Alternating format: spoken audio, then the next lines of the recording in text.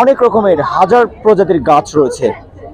আমরা যে গাছটি এখন দেখতে চাচ্ছি সেটি হচ্ছে, গাছটির নাম একটু বলবেন, এবং প্রাইস আমরা দেখতে পাচ্ছি 14,000 টাকা। এবং পাশে একটি বটের গাছ আসলে দেখতে পাচ্ছি এখানে প্রায় সম্ভবত 1500 টাকা। এবং পাশে যেটি দেখতে পাচ্ছি এটি হচ্ছে 30,000 টাকা।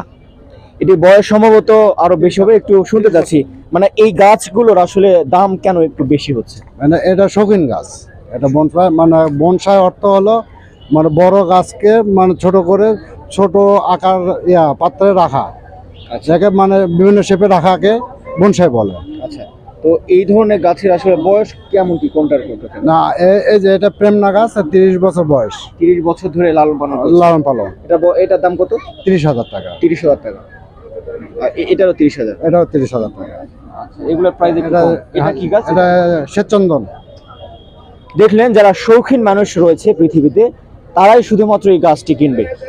সবাই ভালো থাকবেন, সুস্থ থাকবেন, আল্লাহ হাফেজ।